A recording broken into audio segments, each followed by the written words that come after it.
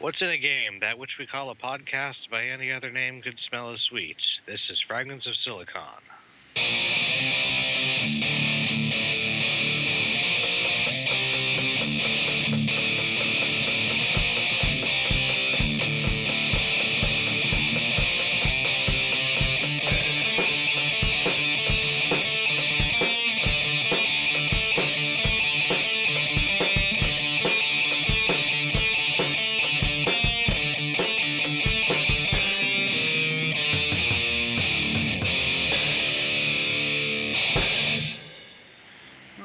Welcome to another installment of Fragments of Silicon. So we're doing something different today. We're doing what is apparently our new backup plan for when guests don't show or we don't have guests. That is, we play a game. Welcome to Fragments of Silicon Plays. Or, I say welcome, Fragments of Silicon. By that I mean Petty Fan. He's the one who's actually guiding the game. And we'll be telling him when he does something obviously wrong, probably. Well, this one's an interesting one to do Let's Play of, because the game we're showcasing is 80 Days. I'll probably adjust that title once we're done. It's like, have it, Fragments of Silicon episode order, plays 80 Days. Anyway. We were supposed to do an interview with Inkle about 80 Days here, and indeed their other game, Heaven's Vault. We were specifically supposed to be talking about the Nintendo Switch version, which just came out on October 1st. The 80 Days game was originally developed in 2014 for iOS devices, and I hesitate to use the word quickly, but it did become sort of a mobile phone sensation. Also considered to be quite the breakthrough in terms of interactive fiction. And Inkle has held that torch ever since. We did do an interview with Inkle way back in 2015, I think. That was over their conversion of the Sorcery series. For those who aren't familiar, that is a line of books put out by the UK Steve Jackson Games. It still amazes me that there are two Steve Jackson games in the world. Indeed. And their latest release, Heaven's Vault, we did a review of about 6 months ago, I'd say. Something like that. And is a leading contender for Game of the Year. Heaven's Vault is fairly different from their previous works in that it's definitely more interactive than 80 Days here or Sorcery, but it's still definitely interactive fiction. Also, it's a linguist's wet dream. Well, I mean, it's something that shows you how transliteration actually works.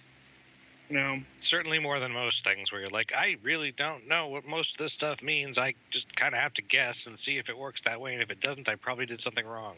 Right. And it's also, the way they reverse engineer language is by first finding repeating texts. Mm-hmm. Matching symbology to that and all that stuff. This is how we did it with the Rosetta Stone. Obviously a lot of oversimplification there, but nutshelling. Mm-hmm. So there's the background. As far as the actual interview, like I said, our guest just did not show on the Skype. We don't know what the reason is. It could be anything. It could be scheduling issues. It could be a personal thing. We are unaware at this particular recording point. We are seeking to reschedule. This is the perils of doing live programming. Sometimes your guests don't arrive, and you have to press onward because we all got up. Granted, it's not. We are here. We are going to do something. and that something is 80 days. So, getting back to 80 days, it is based off of the 19th century classic novel Around the World in 80 Days by Jules Verne. It is based, but it's not a retelling of that game of that novel. It's you know it's what you get to do with public domain works. Mhm. You get to adapt it in ways you see fit. Insert Yeah. joke about Pride and Prejudice zombies. Well, also insert grumbling about the fucking Disney Corporation here. Yeah, fair. Yeah, it's like, but yeah. So yeah, we're it's gameplay, I guess, could be described as a choose your own adventure kind of deal, or that is to say, it's all around choices. We've got to pick choices, and the plot is going to be constructed around those choices. This was more profound in 2014 than now, I think, if only because the onslaught of visual novels has shown us this kind of gameplay style is a lot older than people might think. Mm-hmm. But I couldn't call this this isn't a visual novel, per se. I mean, I suppose it could be it defines its genre as interactive fiction, which means the storytelling's kind of front and center, rather than just like reading a book. But I'm sure there's a finer distinction here, but I couldn't nail it down right now. I mean, this is kind of where this would actually be something to ask the Inkle people, John, if we get them on. But anyway, so that's the background of the game here, and how we're going to play this is probably via consensus. At least for the next half hour, because I don't know how long this is going to go. Exactly, but Galax does have to depart around noon. So, but I figure since this game is about choice, we all pick the choices and see what rolls from there. And I mean, y'all guys can keep going after I leave. Yeah, I know. I'm just saying, how we can roll with this. So everyone good with that? Yeah. All right. So I suppose without further ado, let us go on to the tale of High Adventure. Now, I suppose the first question that might come to mind to the audience here is, how familiar are we with Around the World in 80 Days? I will say somewhat familiar.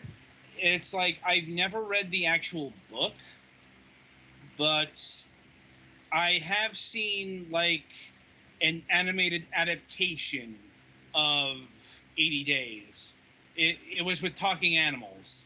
It's like Phineas J. Fogg became Phineas J. Fox, or that kind of deal. Also, as you can see in the text here, it is in the book actually Phileas with an L. Sometimes that gets changed to an N because that's a more common name. Right. Language evolves throughout the ages. Mm-hmm.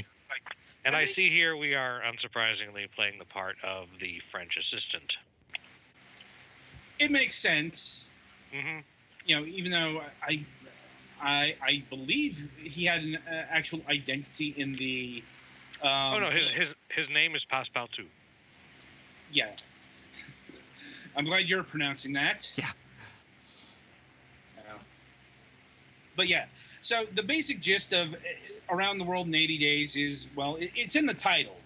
Yeah, a guy bets all his friends that he can get around the world in 80 days. But it's also a reflection of where technology was at that particular, maybe not moment, but that particular epoch. Yeah, this was written in 1863 or published in French and then in English like 6 years later. So no, wait, that's different book. 73. Yeah, and you can tell by that publication date that is at the height of the British Empire. That is at the height of colonialism. That is the height of the maybe not the height of, but we are well into the Industrial Revolution here, and that's kind of the thesis statement that is forwarded by Mr. Fogg. He has made the bold proclamation that technology has advanced so much that you can get around the world in 80 days. And this is one of those things that's also kind of lost to time because, around the world in 80 days to, late 20th century, early 21st century, that sounds unbelievably slow. Mm-hmm. Yeah, that's like almost 3 months. Nowadays, you can go around the world in 2 days. Mm-hmm. I'm like, technically, you can go around the world in like 90 minutes. If you go up into space. Well, yeah, but I'm just talking about just like basic plane shit. You could get like a plane from New York to London, a plane from London to. We'll just go with some stops along the way that they actually took. London to Mumbai, Mumbai to Hong Kong, Hong Kong to San Francisco, San Francisco to New York in 2-3 days easy, and that's just with like annoying layovers and stuff. Yeah, I was about to say, you have some time for leisure in there, too. Yeah, like maybe not so much leisure, but yeah, layaways. I can attest to that. But yeah. So, but with back then, this was all by, at least the planned itinerary was all by rail and steamship. Mm-hmm. Because that's the furthest advances in technology that they had made at that particular point. And it does need to be quantified that these were massive leaps in technological wonder for the 19th century, because the previous terms of technology was still animal power, basically, or the wind. The nice thing about steamships is you're a lot less dependent on the weather for getting across the ocean promptly. Yeah, and trains can go a lot faster than horses. And that's really the whole basis of the bet. Fogg is basically saying, technology has gotten so fast, a around the world trip can take under 3 months instead of like the years that it took previously. Mm-hmm. Yeah. And spoilers for the book, I guess, but they have some misadventures along the way, but they still think they've only failed by 1 day. Right. And then it turns out that they actually succeeded because the way they went around, they gained a day in terms of time zones. Anyway, I think Petty Fan is waiting for us to chime in on the choice. Yeah. Around the world, monsieur? I can go with that one. I don't think this one actually matters. Yeah, it's like... I don't see the difference between the choices here, so... Yep. By the way, Petty, I meant to mention this last week, but you have cursor view left on, if that's intended. Damn it. Actually, it can be useful for this one, because... Yeah, I think I noticed it last week when it wasn't. Yeah. Now, it is odd that a Frenchman wrote about a guy from the British Empire. Especially in that time. The British Empire was more colonial, but as you mentioned earlier, or as I mentioned earlier, the viewpoint character for, I believe, also the novel is French. Yes. But anyway, getting back to the choice here. I was going to say something about 20,000 Leagues Under the Sea, but no. Aronnax is also French. Yeah. Anyway, let's get back. Let's get back to the game before we talk more about the British Empire. It's like, let's see. Let's go with that was a shocking turnabout.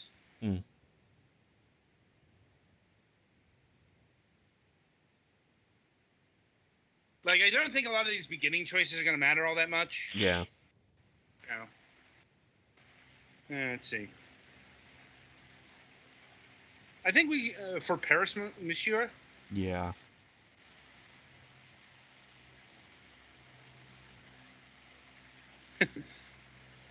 Oh, we now have money. Oh, man, money. Yeah. Oh, man, are we Oregon trailing this stuff? We forgot to start as a doctor. Ah, yes. Uh, simplifying capitalism. But that's a screed for a different day. So I need Yes. to pick what we want to take. Yeah. Okay, so let's see what we got here. We got a pocket altimeter, playing cards, evening jacket, wax cylinder, and European shipping timetable. I'm assuming, yeah, the is for And we've got two items. We got wool sweaters and wool trousers.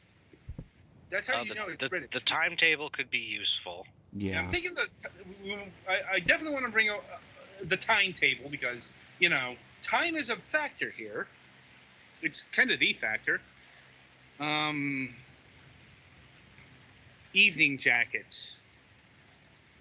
Do we need an evening jacket? Not for what we have planned, but it could come up. Yeah, that feels like one of those subtle, like, okay, what? Since it's part of a set, yeah. Now, what do the playing cards say? good question. Deck of 52, suitable for Of interest to humorous, stalwart, official, and soldier. So that's used for interacting with NPCs. yeah. What about the wax cylinder? I'm like, valuable. Wax. Okay, so yeah, it's a phonograph recording. Mm-hmm. And it's sellable later. I'm liking the pocket altimeter right now. What about you guys? Depending on the route, yeah, it might be useful. Mm-hmm. If we want to beat our time. Okay. I think it's only allowing us to pick the 3 items. So. Yep. Well, it's not the specific items; it's the size. Technically, I think you might be able to ditch your pants and pack the playing cards, but Let's not do that. Yeah, I'm like, that seems short-sighted. This game has potential. I like this.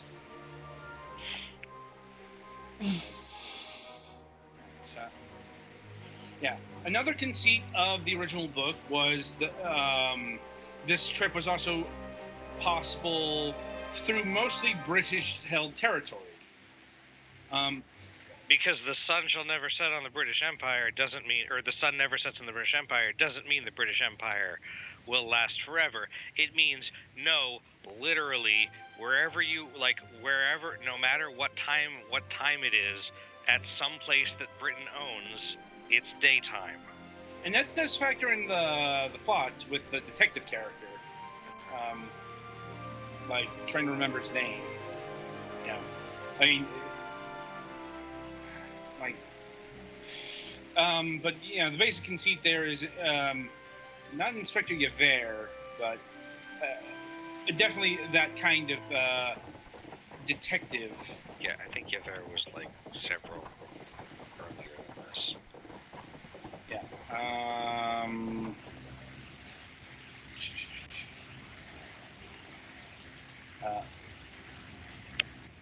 me look this up. Yeah. Like I said, it's been a long time since I've. Let's see. Women.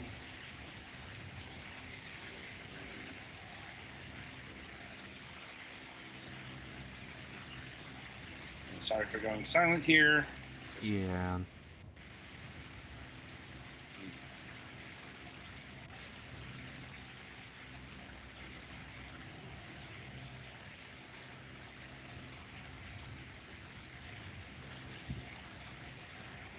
Well, anyway, suffice to say, the detective is, bound to capture Fogg on British territory because because the book does go to America. Mm-hmm. Yeah. As well, because it is a bit odd in that sense because Britain still had Canada at that point, but Canada doesn't factor into it because of the actual route taken. Mm-hmm. Suffice to say, there are trains from New York to from San Francisco to New York. Yeah. There are not so much trains from British Columbia to Quebec. Right. Anyway, back to the game here. We have no tickets. Ticket please, or I say we raced. All right. Yeah. And everybody died. Wait, what? All right.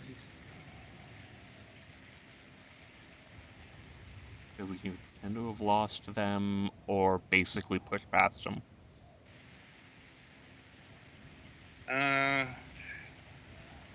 Pretend to lose them. See what All right. happens. Yeah. I mean,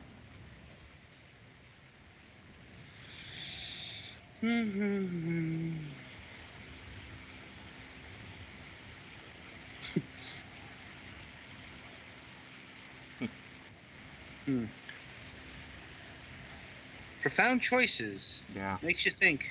Like, no doubt intending to chasten me, which was not all my meaning. I tried to alter my mime. Because you're showing off that you don't have them with you. Ah. Okay. Let's go with the second one. Yeah. That seems about appropriate.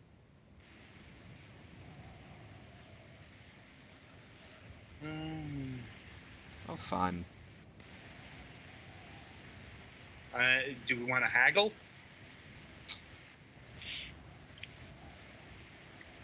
I mean, how much money do we have? We have 4,000. It's up at the top. Okay. I have it on the authority of a guide that we need significantly more money than that at some point. Right, but I don't think we're at that point yet. So, I Like, think handing over the money would be faster, but Yeah. so do we just want to do that? Expediency seems to be the name of the game here. Yeah. And I'm like, 85 pounds is not out of 4,000 is not that damaging. Your character is now polished. Meaning you did a moral/ethical thing rather than like try to welch on it. That is an unusual expression of that, but whatever works, I guess.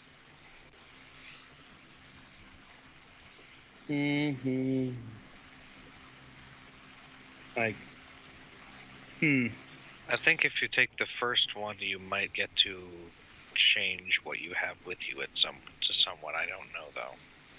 Sounds like it, but I don't think we need to do that. So let's ask what the hell we're doing here, even though we know what the hell we're doing here. Yes. That's meta commentary. Well, you see, I made a bet.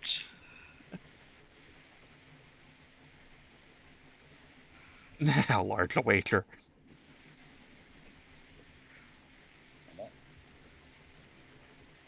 A daring adventure. Let's see. How large a wager? Yeah, we'll try to go with that one. It's like that. I feel like that's a good question worth asking. Oh, 20,000 pounds. 20,000 pounds. Jesus. Yeah, it's like. Ah, fuck. Sorry, I accidentally right-clicked. Okay. So your goal is to not spend more than 20,000 pounds, because seriously. Yeah, I'm like, that is not a small amount of money. That is a large amount of money. I mean, keep in mind, we are talking about the 19th century in British pounds. Oh, hey, it's the channel. Like, oh, I guess we got to get that crossover. Yeah. What do you mean submerge?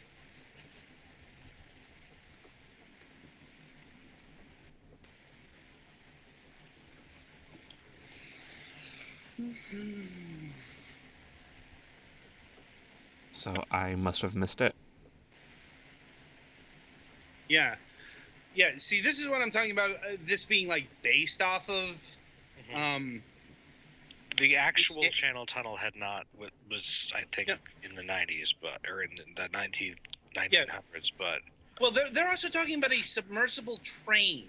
That is not a thing that has existed ever. We are officially. That's true. Yeah, they build tunnels under the things, not trains that just go in the water. Mm-hmm.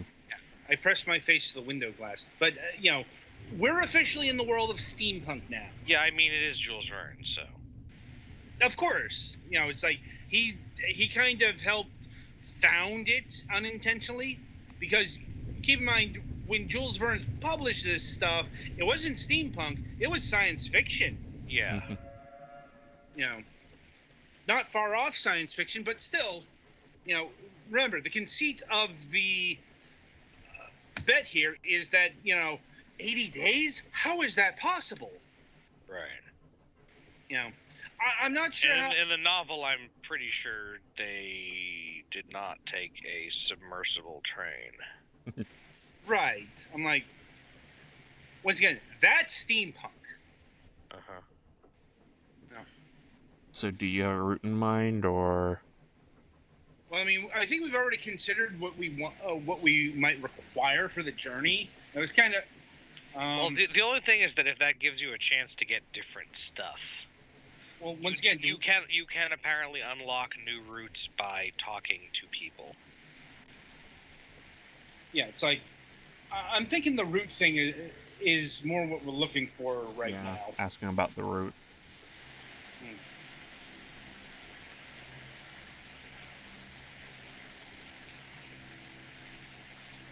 Oh boy, undecided.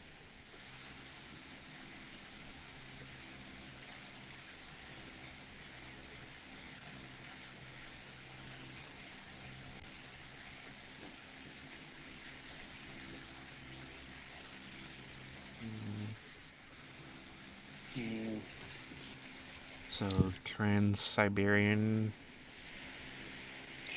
Well, here's the thing. Do we want to stay book accurate or not? Does not matter to me. Because in the book, they went to India. Yeah. Okay, we can do that. So Bombay. All right, so we head to. Yeah. We're heading to Bombay. It's modern day Mumbai, but they did not. It's only been Mumbai since the 90s. I mean, it's the same word. I know. I'm just saying, for the purposes of an English. Right.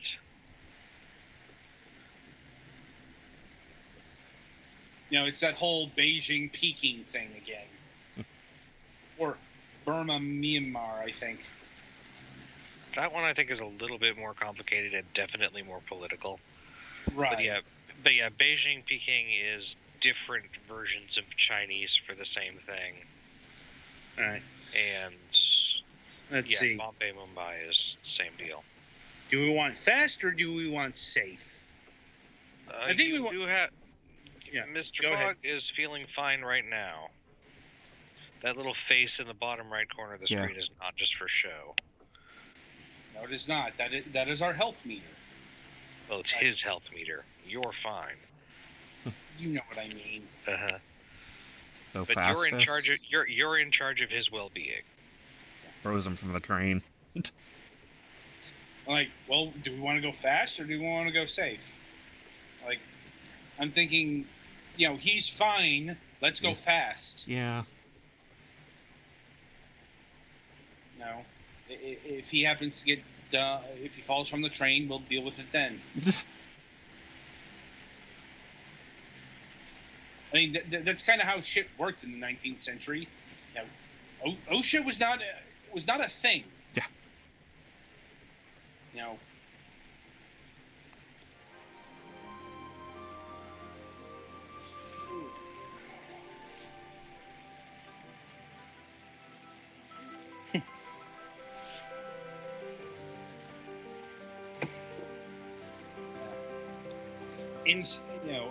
Insert French music here. Yeah.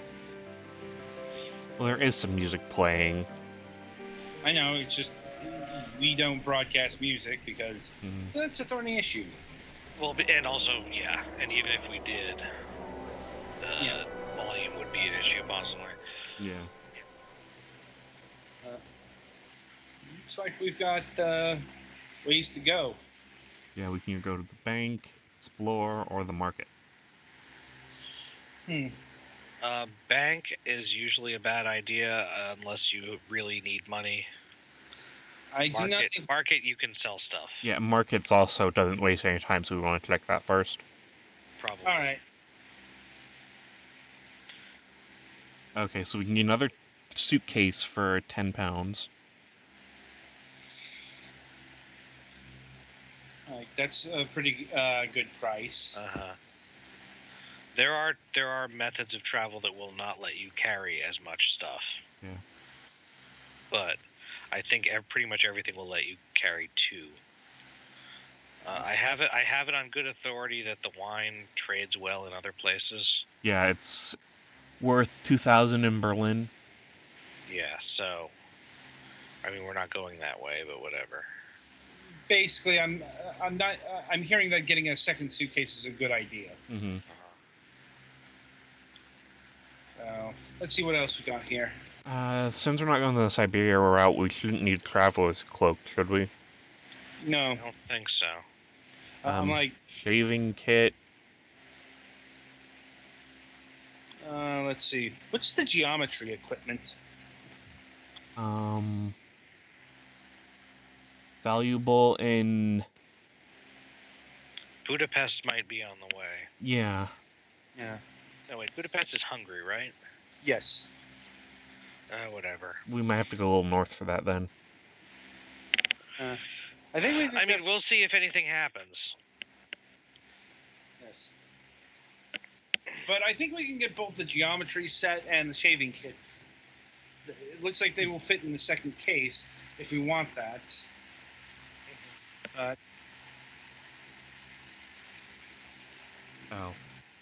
Oh, time actually moves. Holy shit.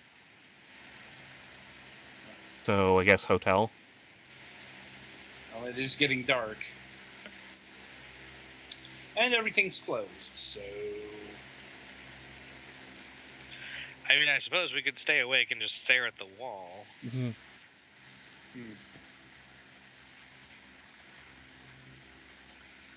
So.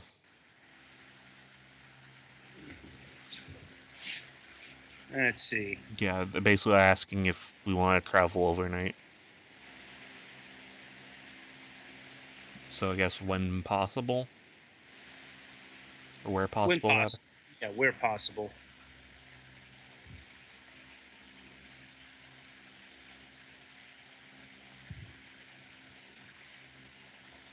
So I guess explore?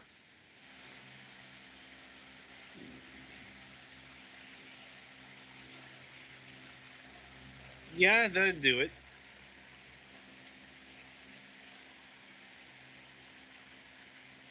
Alright, so. Few hours to spare.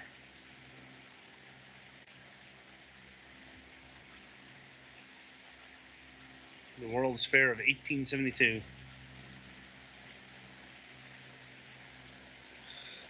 Uh-huh. Let's see. I'll do. My city still wore the scars of last year's siege. That's melancholy. I ventured inside, or. I guess this would probably get us moving faster, because, we don't actually go visit the fairs. Let's go with that one then. I do not care for the fair. But there might be cool stuff. I suppose that is a consideration. But this is around the world in 80 days, not finding cool stuff in 80 days. So, do we want to depart now? I think so. Yeah. I don't see the value in staying in Paris for longer. Oh. So we need to get a second car if we want to take both our suitcases. There's the rub. Well, I mean, we already bought the suitcase, so hire a second car. Or you could go a different route, right? It's possible. I mean, let's see what else. Gave me that option. Oh, see, we're taking an automobile, not a train. Once again, this game isn't strictly based, it's not sticking to quite the technology level of around the world in 80 days. I think Around the World did have. I don't know though. I mean, yeah, our route is clearly different already though. Yeah, that being like this kind of automobile, this is like 20 years from now. This is like 1890s kind of technology. Because I think the horseless carriage was a thing in the 1870s. I'm a bit fuzzy on this, but it's like definitely like when motor cars becoming in prominence was like around the turn of the century. And apparently this is a steam car, so Yeah. Oh, it has a boiler. Oh, hey, our guest has shown up. Oh, well then. Like, might have been a time zone thing then. Yeah. Do we want to still do the interview? I guess up to you. Yeah, I have to go like in like 5 minutes or less. So, but yeah, I don't think I think doing the interview wouldn't be a bad idea. Certainly, we've come up with some questions about the game. All right. I mean, I guess we can still do this. So. All right. You want me to take us off air and set everything up again? That'd probably be for the best. All right. We can. And we may pick this up later. We'll see. Yeah.